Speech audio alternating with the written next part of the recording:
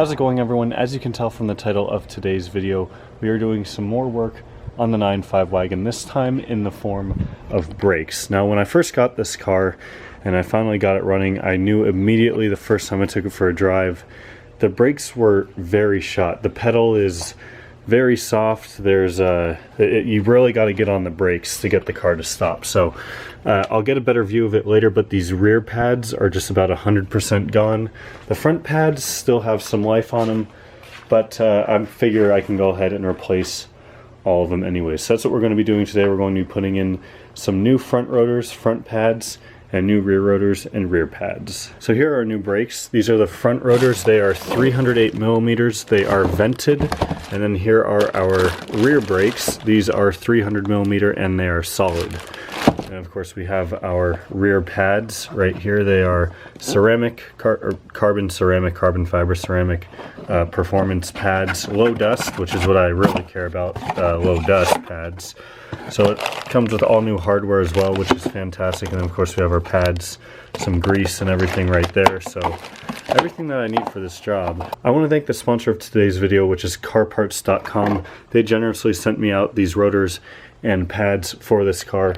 So big thank you to them. I will link their website down below. Believe it or not, they actually sell Saab parts, and I didn't know about that until they had reached out to me. So they sent me out this brake kit for the 9.5, but go ahead, check out their website if you're looking for parts for your Saab. You know, it might be good to kind of cross compare to different part sites, especially on things like brakes maybe. This isn't Oreo brakes or genuine Saab brakes, which isn't a bad thing.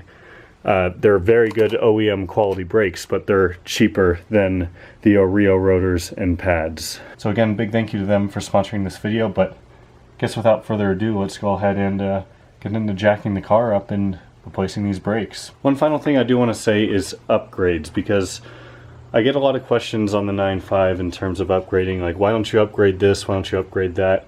And this build, or I shouldn't even call it a build, this is more of a restoration project for me. So I could upgrade to the brakes that I did on my 2.0 9.3 here, which is just 9.3 aero brakes, and they would be a huge upgrade over this, but that's just not really the purpose of this build. The purpose of this build is really just to restore it, get it back to factory. So who knows, maybe down the road there will come modifications, but for now I'm really just focusing on still fixing everything that this car needs. So I'm sure you guys will understand, but let's get to it. First thing we need to do is pop off this clip right here that holds the front brake pad in. Then we have our two dust covers for our guide pins. There's one right there up top, and there's one down here as well.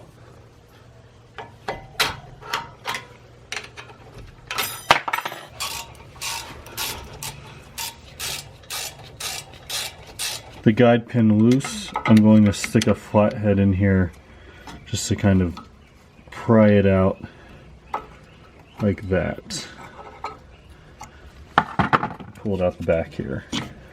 Before I actually remove the caliper itself, I'm going to stick a flathead in here. Try to compress the piston as much as I can. It'll make it easier if I'm able to do some of that now. So I'm sticking it in this hole right here and then just prying it back.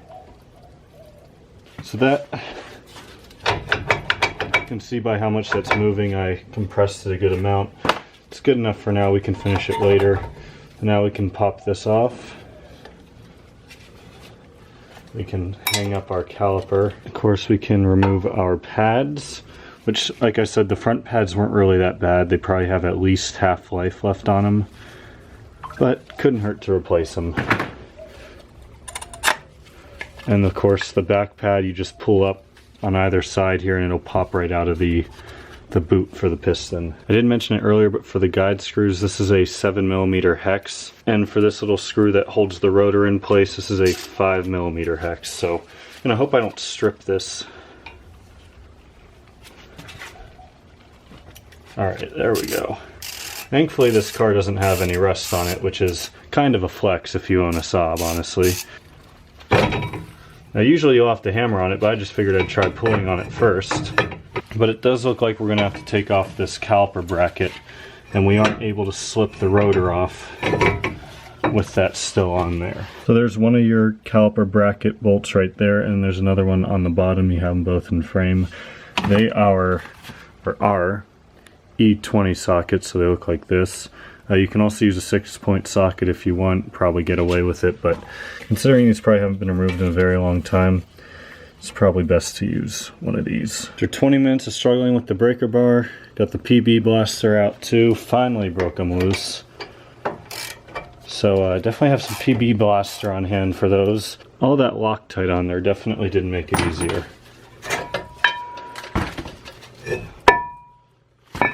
I've got some cardboard on the ground here. I'd recommend doing the same, but we're going to clean off all this stuff that is just stuck onto the hub here, so that way the new rotor and everything will seat nice on here. Now we're also going to do the same with the caliper bracket and the caliper. The pads mount right in here on both sides, so we're going to make sure we get that space nice and clean. There's just a ton of brake dust coming off that already. You can see that's looking a lot better now. So now we need to compress our piston and our caliper the rest of the way. What I use is one of these. Works better than anything else I've ever used for doing stuff like this. Put one end in the piston, the other end on the outside, and you're just going to tighten this.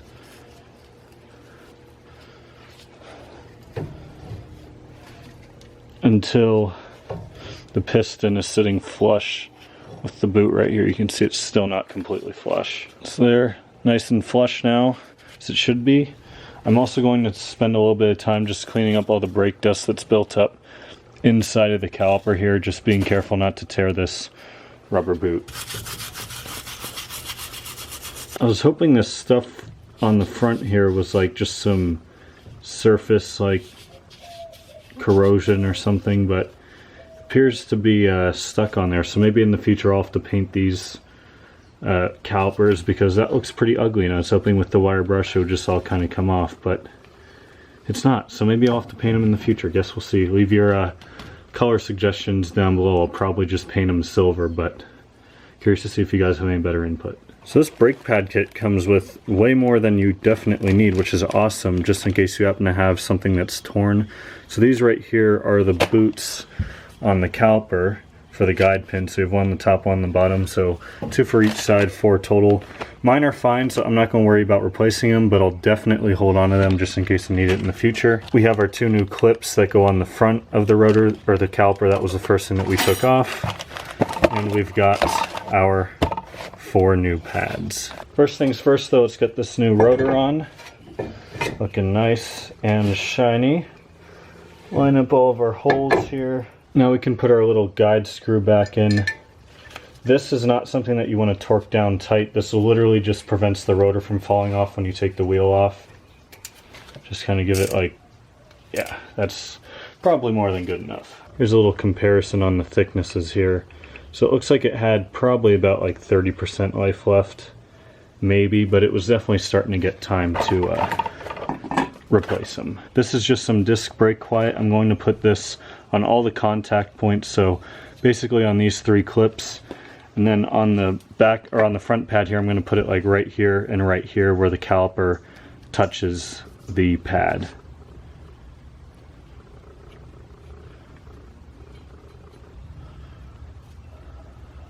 Now we can put our caliper bracket back on. These bolts, I've learned, at least in doing brakes on the 9.3s, can be a little bit of a pain to line up.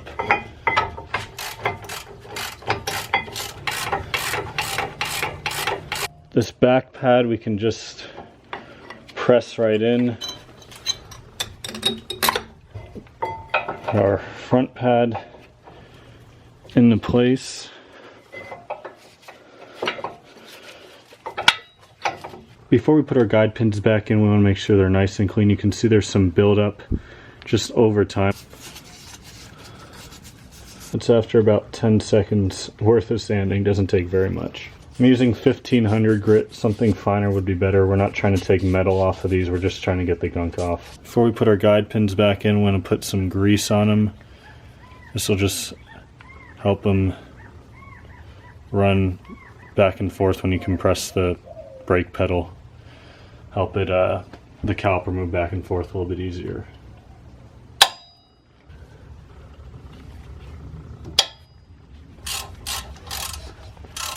When I tighten this, I'm going to do the top one about halfway and then do the bottom one. So I like to start by putting one of those clips in first, or one of the in the little holes on the caliper.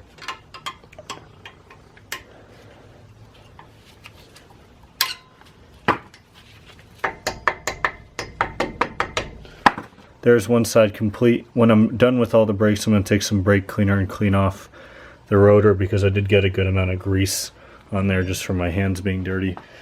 But in the meantime, I'm going to go do the same thing on the other front caliper, or I guess brake setup. 12 seconds later.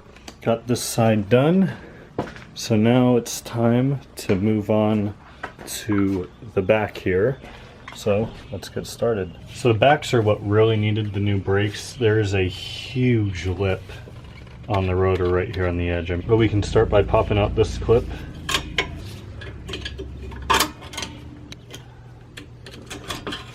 Next we can pop off these dust caps back here and take off the guide pins again. There are two, one on top, one on the bottom, just like the front. I did have an extension that just barely fit through here and was long enough to not hit the rear subframe. I think this is back here, so barely got it in that tiny enough space, but got it. Flathead in there.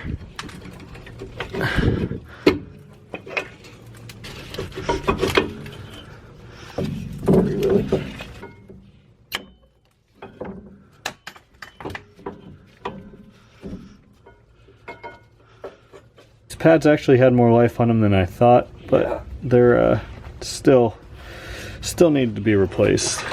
Set screws. Yeah. Oh, that came loose nice and easy. Two bolts that hold the caliper bracket in. Both of them are 18 millimeter. Hopefully they won't give me the same trouble that the front ones did. So struggling to break these loose, so we're going to use the jack method here.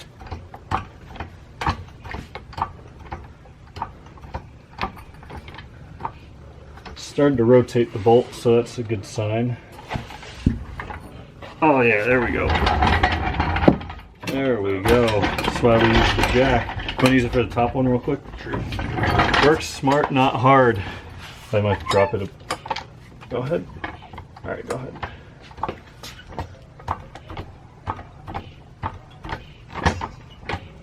Yep, it's turning. Keep going. Yeah. This rear suspension is such a pain. There we go. All right. Comes right off. All right. Gonna clean out the grooves in here, and then also wipe down the caliper too. Now we can put our new rotor on. Maybe. There we go. It's got to fit around that e-brake assembly back there, I guess.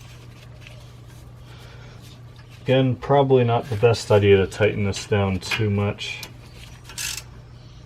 These have a break-in procedure, which I would read, because this is something that you want to do when you do drive your car for the first time. Now we can go ahead and put our caliper bracket back into place.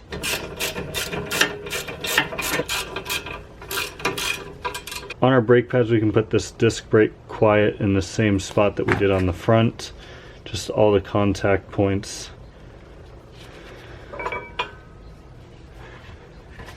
On the back, we'll do it on these clips right here. And pop this one into the caliper. Slide our caliper back over here. After you've cleaned off your guide pins again, go ahead and slide those into place.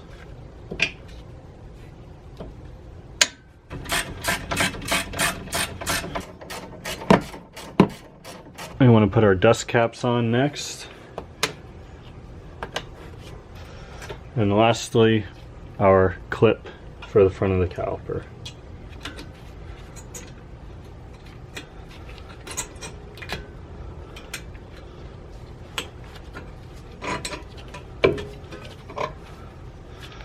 That one I was able to do just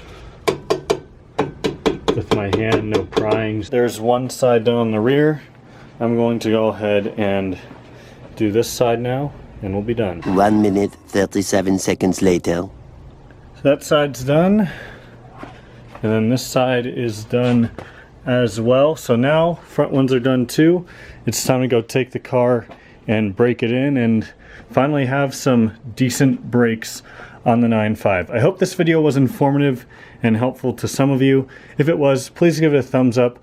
Leave your comments down below on your thoughts, and I'll see you all next time. Thanks for watching.